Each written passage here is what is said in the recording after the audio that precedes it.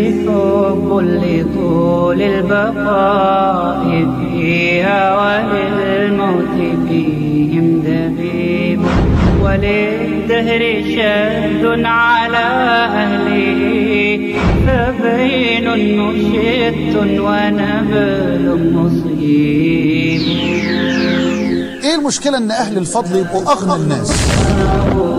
بقى انسان تاني. وعد الله ان يعيش اهل الطاعة في نعيم الحياة السعيدة. في ناطحة من ناطحات السحاب في نيويورك، عجبا لأمر المؤمن، بقي في الأسانسير مع فتاة أمريكية جميلة جدا، غض بصره عما حرم الله. فتنة شديدة. أنا مسلم.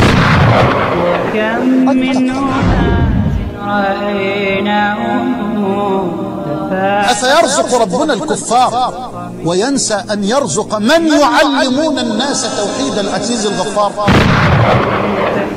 قيمة من أجل القيم. غض البصر.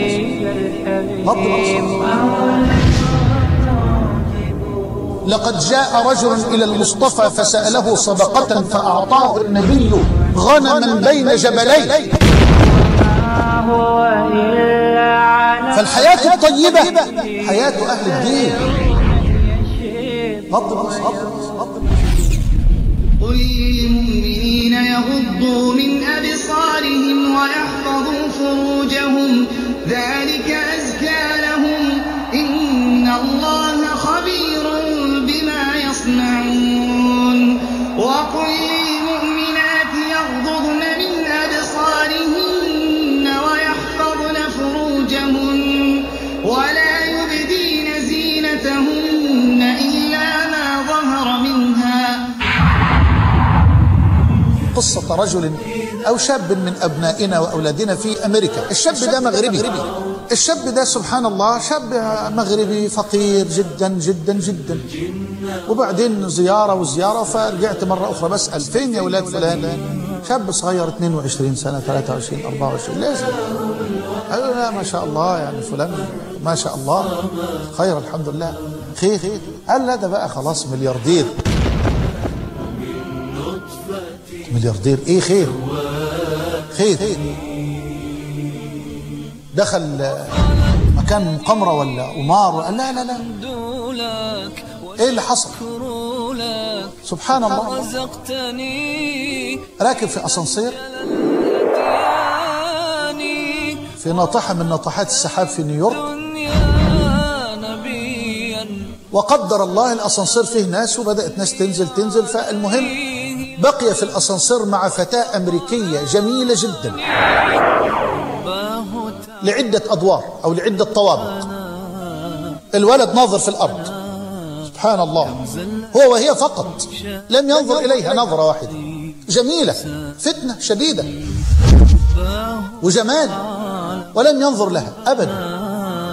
البنت بمجرد ما بقت وحدها مع هذا الفتى خافت من إيذائه بأي صورة من صور الإيذاء، لكن الولد لم ينظر وهي تراقبه بعينها، لم ينظر إليها أبدا. تعجبت. أنت الإله الواحد الفرد الصمد سبحان. فالبنت خايفة جدا. المهم جاء طابق الأخ هينزل فيه، نزل شغال في مكتب من المكاتب في شركة من الشركات، نزلت وراه استوقفته قالت له، والولد يجيد الإنجليزية بفضل الله تبارك وتعالى، وجهه جميل منير وجهه طاعة. فقالت له هو أنا مش جميلة؟ لا ما أعرفش، أنا لم أنظر إليك. قالت ليه ما نظرتش إلي؟ وأنا مش جميلة ولا إيه؟ قال لها دين يحرم علي ذلك. سبحان الله. قالت لي ليه ما فكرتش تعتدي علي؟ بقبلة أو باغتصاب أو بأي صورة من صور الاعتداء، أسأل الله أن يسترنا وإياكم، أن يستر نساءنا وبناتنا. قال لا، أعوذ بالله، أخاف الله. قالت أين الله؟ أين الله هذا الذي تخشاه وتخاف إلى هذا الحد؟ فبدأ يكلمها كلمات قليلة جدا.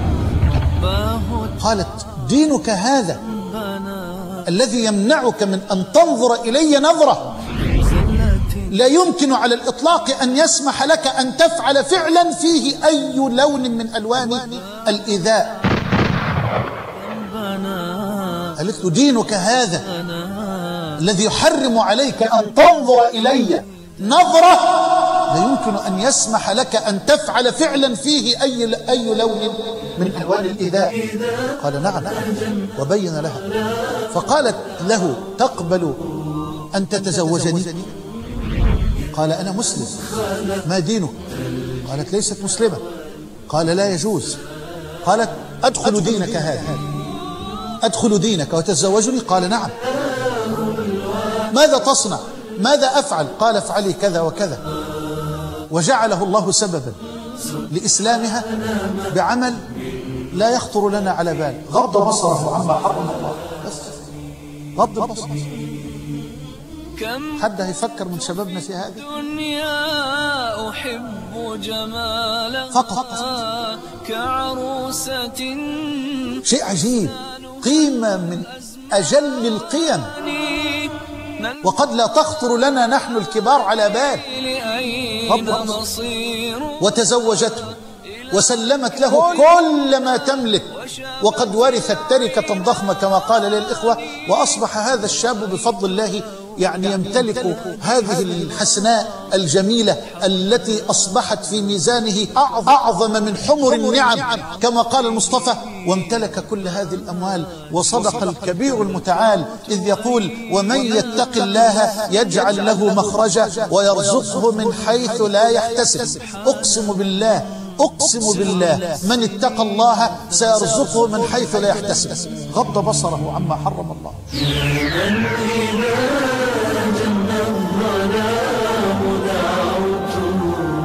وذكرت أجيالا فنت من قبلنا تركوا المتاع وجفت الغدران. كانوا يعيشون الحياة على أمل، يلهون في الأنعام والأوطان. يا نفس توبي عن ملذات الهوى، ومصيرك للواحد الدين.